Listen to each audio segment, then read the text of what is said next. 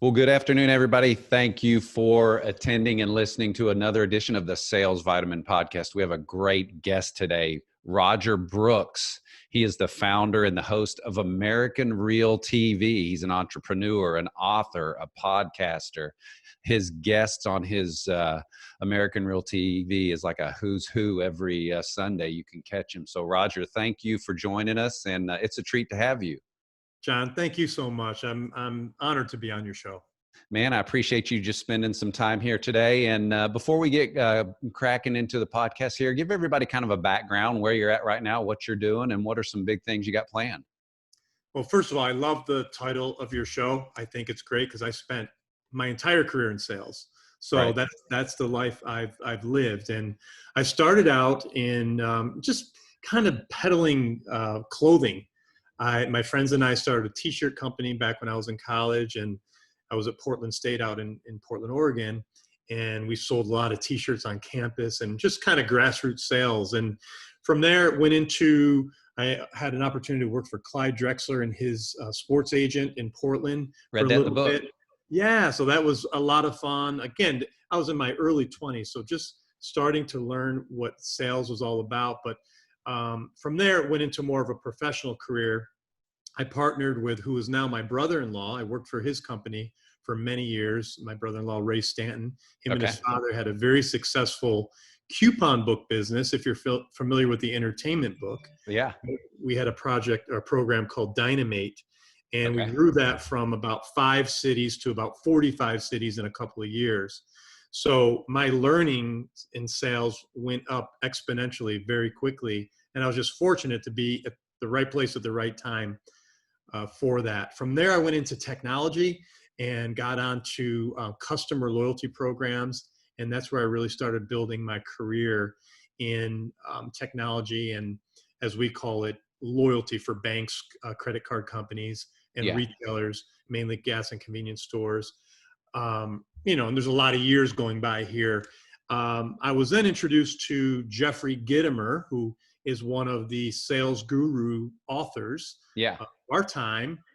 And I really loved his books and went to his seminars, and it's a whole long story, but he made a huge impact on me. It's helped me write my first book and got me to write articles for trade publications. And that's really when my sales career took off, was after I wrote my book. And I'd love to chat a little bit about that. But Absolutely. yeah, I've been in sales. So then, as I hit my kind of midlife crisis, if you will, in my mid 40s, I wanted to do something different that could impact many lives. So I took my many years of experience and I took this course offered by London Real called Broadcast Yourself, and it changed my life. I started my own podcast 3 years ago, and I've been fortunate, as you mentioned early in the intro, to just interview some wonderful, wonderful people. It helps me grow every single week. It helps me keep on my toes and just try to be a better person for myself, my family, and those around me. So that's the quick story. Yeah. And I'm grateful to be on with you today. Awesome. And I've got his book right here, all you listeners. This is his latest book. His other book is The Power of Loyalty, but also The Power of Being Rich. That's 10 plus essential principles to manifest what you already have.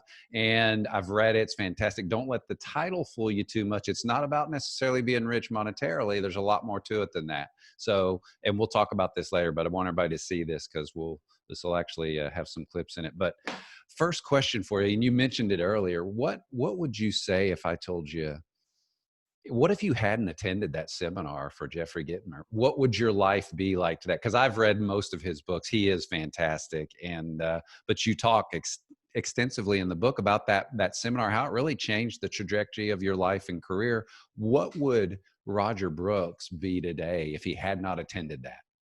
Yeah, I could say we wouldn't be here today. We wouldn't be talking here today. It changed everything. But kind of, how they say, connect the dots backwards, and you could see where you are today. It was necessary for me to be where I am to go to that seminar. I don't think my life would look anything like it does today if it wasn't for that. But either would my life if I didn't marry my wife. So there's a lot of those things that happen in our lives, but that was one very important component of taking my career to the next level.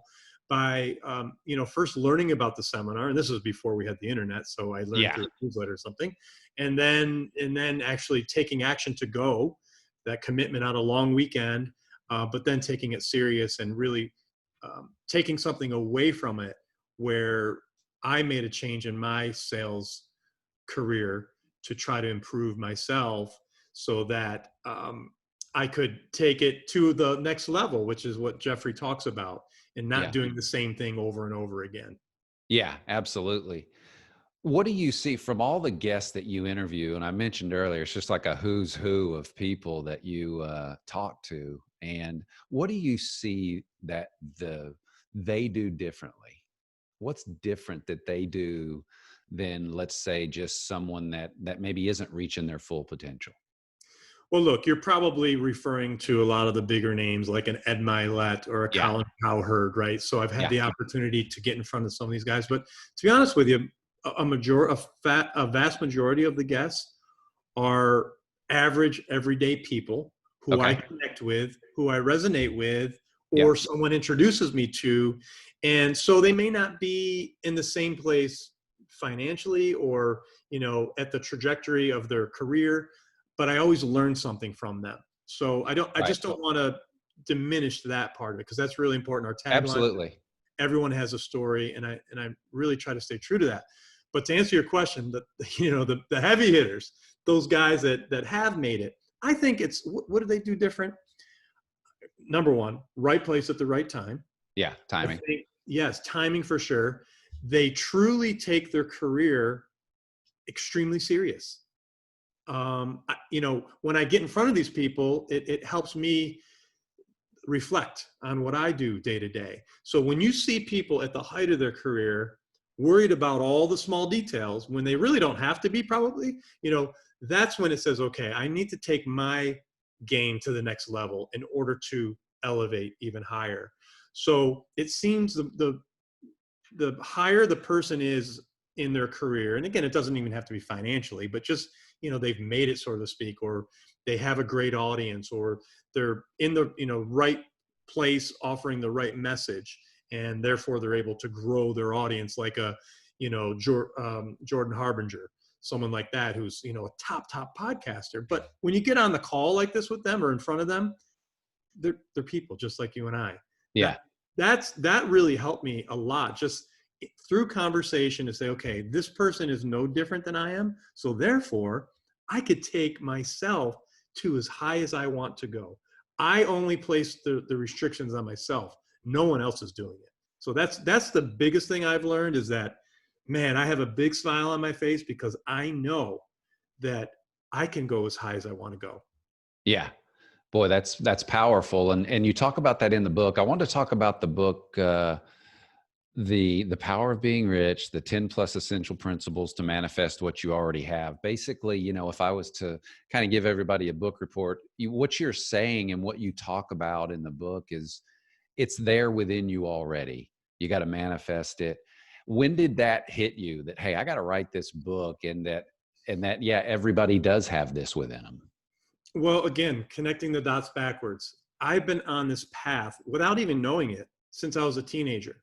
So I write a little story in there. When I was young, a close cousin of mine, his name is Buster Fiacco, he had a plow, and we had a lot of snow in upstate New York, and he would pick me up in a big storm and say, hey, you want to go plow? He just wanted some company in the truck with him. So, we would get a bite to eat, and, we would go plow all the different parking lots, and he would put in these cassette tapes back then in Yeah, the early 80s, and they were motivational speakers. So I didn't really know what it was at that young age, but I remember when I turned maybe 16 or so, he gave me a whole box of these tapes, and I started listening to them, and they made an impact. So from there, that was kind of the start of it. From there, I started listening to people like Earl Nightingale, and, reading great books, and, uh, studying people like Joseph Campbell, and just really trying to understand this whole hero's journey that we're on. So the things that I'm saying in the book is not new. They're right. just principles that I've learned from others that have learned from others. This stuff has been passed around, and then we just try to put our own words around it. So But the biggest part of what I've realized is, and it's kind of what we talked about earlier, and it sounds crazy, but it works if you truly believe it. We can manifest anything that we want. As long as it's like our parents told us when we were kids, you could do whatever you want in life. Yeah. Yeah, right. But you really, really can. If you truly believe it, you have to work hard. It's not just going to happen. Right. If you work toward that goal every single day, it will happen if you're putting the right tools in place. And the tagline, I love the tagline to the American Real TV. Everyone has a story. And I know that probably we'd have to reconnect the dots, but where did that come from as well? Why that? It just came to me since I was young, and I just happen to have these books here on my desk because I was showing someone earlier. So about 15 years ago, I wrote a series of books called Faces. Okay. So my whole idea was to showcase people from our community. So each edition I did 50 people.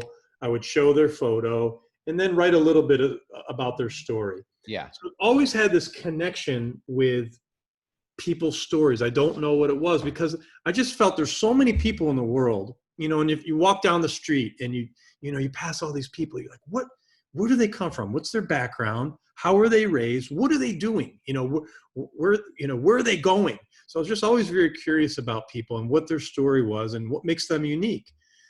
On a deep level, on a really deep connection level, and I talk about some of this in the book, is that, we are all here for a purpose. I believe it's our job as our time, on this earth to find that purpose, right, and really pass that on to others. So for me, it's about, okay, my purpose one of my purposes is helping people uncover their story. So I know whether it's through a podcast or through an interview or whatever it may be, just through a conversation, if I could help that person uncover something or a piece of their story that may help them or the people that are listening or watching, then I feel I'm doing my job. And that's why the tagline. I really feel I could pull anyone off of the street or any top celebrity and share their story and get a piece of their story that's unique, that's never been told before. And so along comes Brian Rose and London Real. And did you know Brian before, or did you just sign up for that course? And then what has he taught you so far about the selling aspect of what you're doing with the American Real TV? Yeah, and I kind of get the chills as you say that, because had I known Brian before? No, I was watching him. And what's interesting is when I had the opportunity to go to London to interview him, which happened to be the last interview in his first and original studio, he said to me, he says, it's great to meet you. And he says, but actually that's not fair because we met many years before. And he says, when you were listening and watching me on London Real, we had already met. So that made a huge impact on me, because I do believe that. So again, on a different level, from an energy level, we could connect with whoever we want to connect with, whether the person is dead or alive. I truly believe that we can make that connection. So although we never met until after I took his course, I received an email and I responded to the email and I dove into the course. It was a really intense 8-week podcasting course that I took on, and I took it very serious. And then I had the opportunity to interview him. But again, going back to the whole manifestation, that was something I really wanted to do. I wanted to get to London to interview him. Yeah. I didn't even know that he was going to offer that to someone in the course. It was just something I had in my mind. Yeah. So again, to answer your question in a straightforward way, I had never met him until at that point. And, today we remain friends, which is great. Yeah. So you kind of adopted the name American Real from London Real, from his show, and kind of brought that here. I did. He has he has something where if you take his course, he makes an offer to anyone. If you want to take the branding, you can, as long as you make a promise to him which is to do it at the highest possible quality that you can, Right. stay consistent with the show. That's the only thing he asks for. Yeah. Other than that, he allows you to use that reel brand. So there's several reels around the world. There's a Vancouver reel, there's a New York reel, and there's various reels around the world. Okay. And tell the listeners about, you've got an inner circle group on your website. That seems pretty powerful when I was looking at that. What is that about? It is. We have a small group of folks that meet on a monthly basis. It's like a mastermind or masterclass group Okay. where I bring in select guests from the show to provide specific content to our group.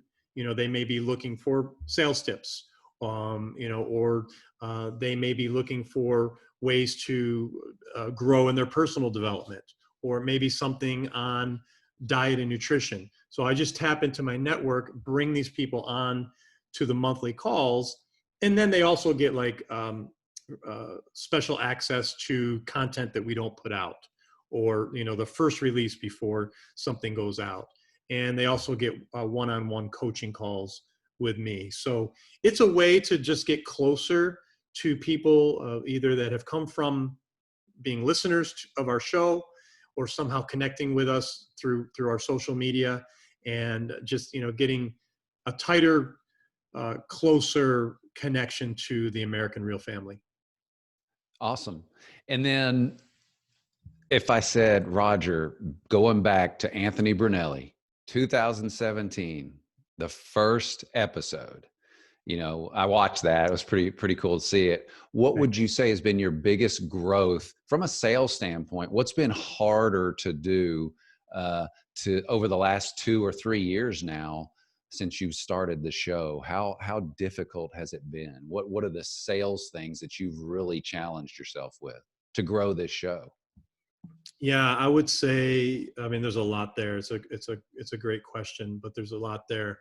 So for me, the hardest thing, and Anthony actually talks about this in some of his work, is staying present and being aware with the guest.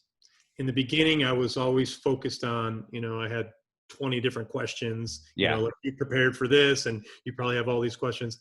I was too quick to be thinking about the questions ahead versus staying present with the guests. So that was a big one for me. And I continue to try to learn and grow from that. It's ever changing and ever growing.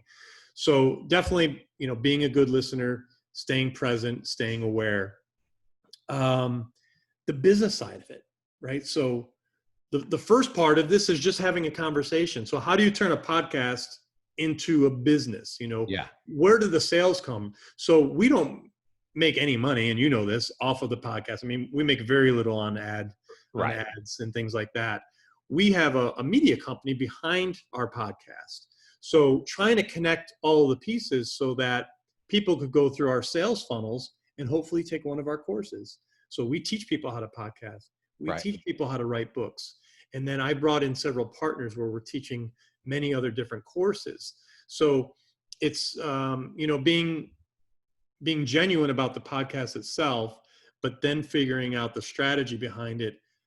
How do you get those listeners into a sales funnel where they could potentially become a customer? And not everybody, it's only a small percentage of the people that will become customers at some point, but just being thoughtful about it all the way around. And again, from a business standpoint, from a sales standpoint, always thinking, always being on your toes to, number one, be thoughtful, but number two, how can I offer value so that at the end of the day, someone may want to connect with us and, go on a deeper level and become a potential customer.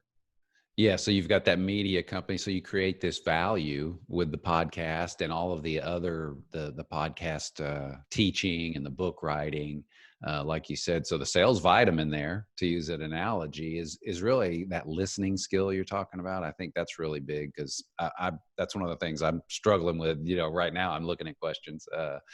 But I think that's unique, that value that you bring to bring in those sales. Yeah, and I would say, on the back half of that is that the other thing I've learned through this whole process of podcasting and I've heard it before, but I never really listened. And that is being of service to others. Like, what does that really mean? How can you be of service? Do you open a door for someone? Well, maybe. Yeah. Do you offer to do something for free? Maybe. Do you genuinely reach out to people and ask how you could help? Sure. And then beyond that, not being afraid to ask that same person, do you know anyone that could help me? That was one of my biggest obstacles in my sales career, was being afraid to ask for help.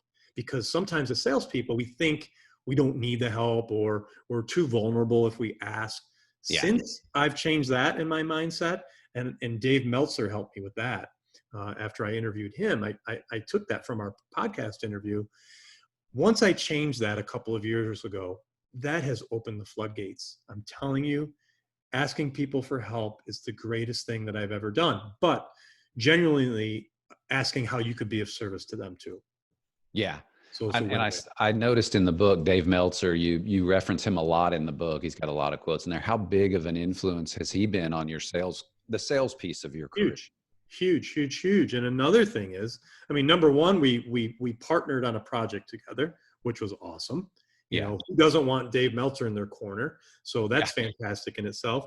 But another big thing that he taught me, speaking of sales, is to become a student of your calendar.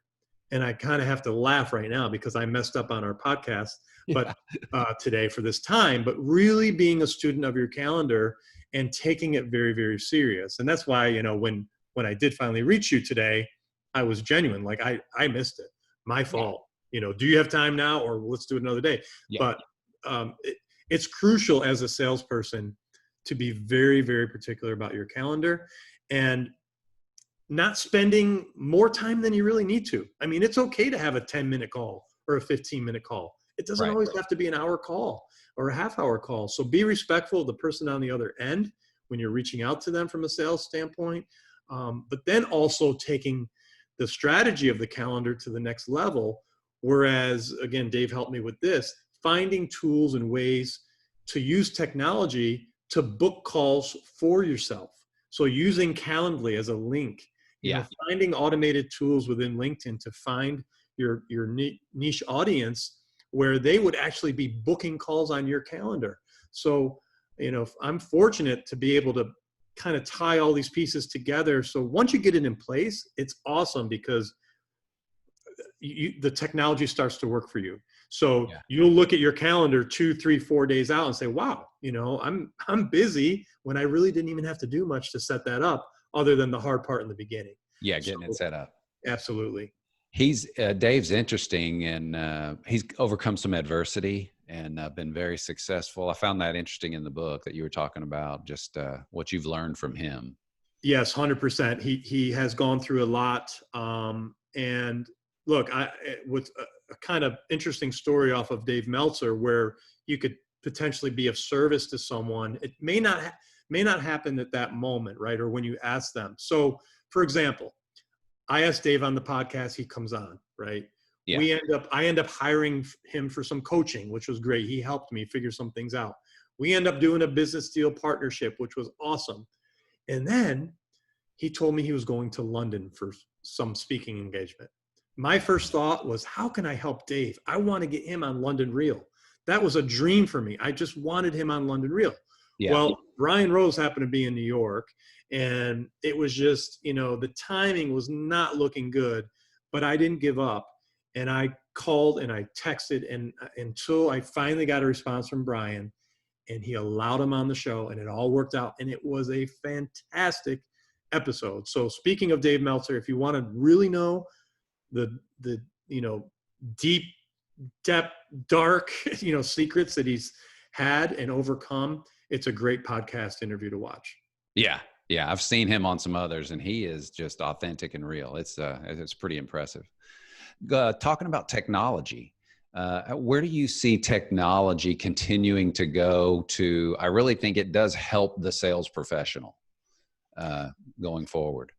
No doubt. And I'll tell you, I'm learning every day, and I'm grateful to be partnered with some really amazing young minds, Gen Zers who just understand this stuff inside and out. So I understand technology at a pretty high level. I was one of those sales guys that knew enough to be dangerous. I could talk with the best of them in the room, but when you get deep, it's kind of when I get lost.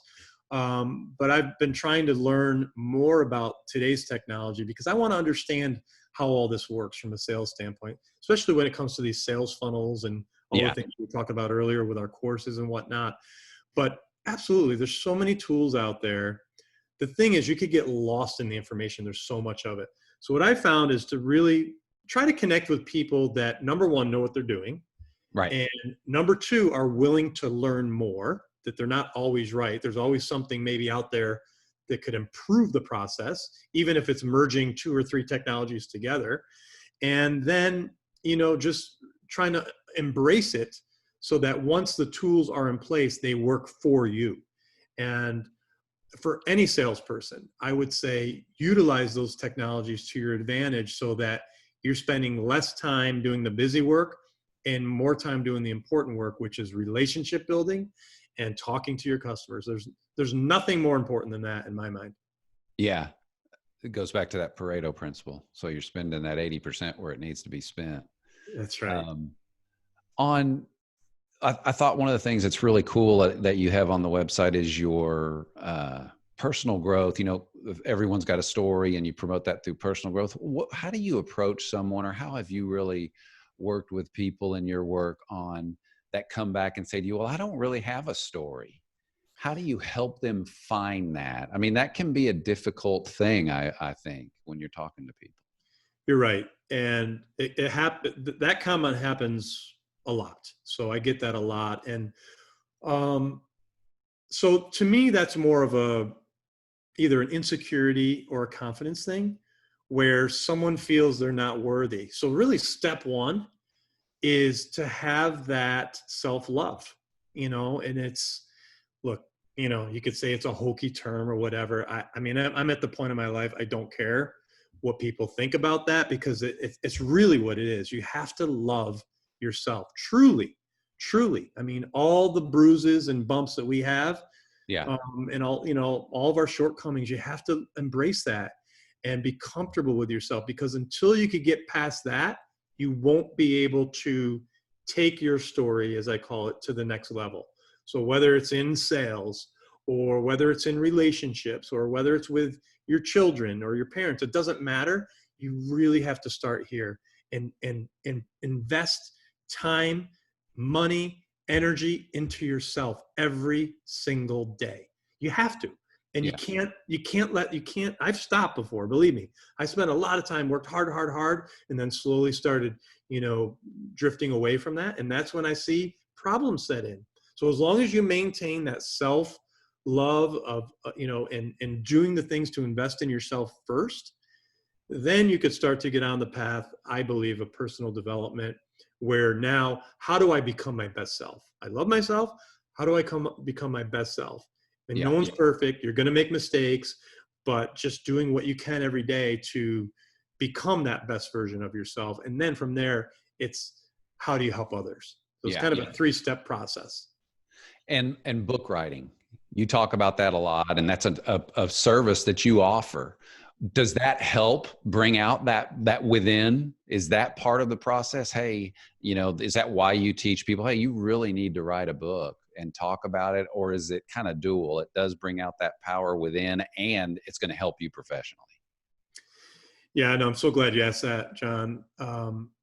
Even before I had the book writing course, there was something about the book writing process for me. I knew what it did for me in my career, that routinely, when I would run into people or friends that were in the sales world, I would beg them to write a book because I knew what it did for me. So that being said, once I started figuring out, how to monetize the podcast and, be able to help people in that regard, one of my first courses was to teach people how to write a book. I don't think there's anything that I've done other than writing articles for the trade magazines that I talked about earlier. That was definitely a help. Like, I started with articles and then I wrote my book. But writing, as Jeffrey Gitomer says, leads to wealth. and it leads to monetary wealth, and it leads to wealth of self-fulfillment. There's nothing greater than writing your views, getting them published, and making an impact on people. So if I had one wish for every salesperson listening right now, it would be for them to please, please, please highly consider writing your own book. It's not as hard as you think. It's really not. As long as you have a plan, and it doesn't have to come from me. There's many people out there that are writing coaches. But Right. as long as you follow a plan, and just like we talked about earlier, that consistency, the one component we add to it is accountability, which is huge.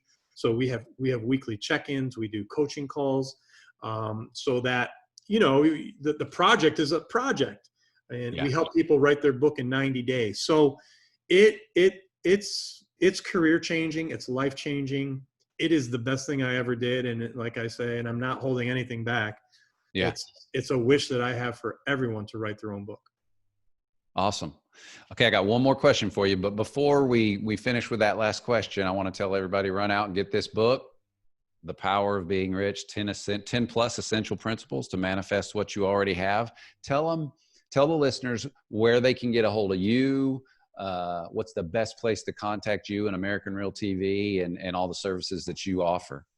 Sure. You could go to AmericanReal.tv. There's a contact page there. You could reach out to me through email, which is roger@AmericanReal.tv. And I'm very accessible. I'm on LinkedIn, I'm on Facebook.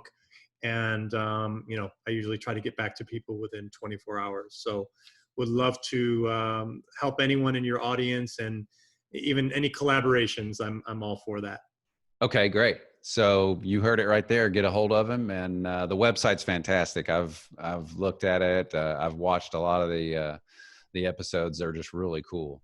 So the last question I have for you is, you've got one sales vitamin to give, and let's say it's to this Gen Z or somebody, and they're at that point where you were before you went to the Jeffrey Gitomer event. What's the one piece of sales vitamin advice that you give that person? I mean, I want to say write the book, but we've already talked about that. I mean, that's a given, right? Yeah. So I'm going to put a little pressure on myself. Here's what I would say. Be yourself. Don't try to be someone you're not. Don't try to be someone else. You know, don't try to be a hotshot salesperson. Just be your authentic you. I've tested both. Yeah. And I know the one that when you're trying to be someone else doesn't work. You might fake it for a while, but after a while, it's not going to work long term. Be transparent, be authentic, be the person, the fun person you are. Don't be afraid to joke. Don't be afraid to laugh. You know, don't be afraid to have fun in your job. And at the end of the day, just take it really serious and take care of your customers. That's the number one thing you could do. Awesome. That's a jar full there. So they got a lot of vitamins there in that, man. I'm so appreciative of you coming on, and I'm thankful that we were able to get this worked out. And all you listeners, make sure you get to American Real TV. Thank you a ton, Roger, for just coming on and being a guest. Thank you so much, John. Keep up the great work that you're doing. Awesome.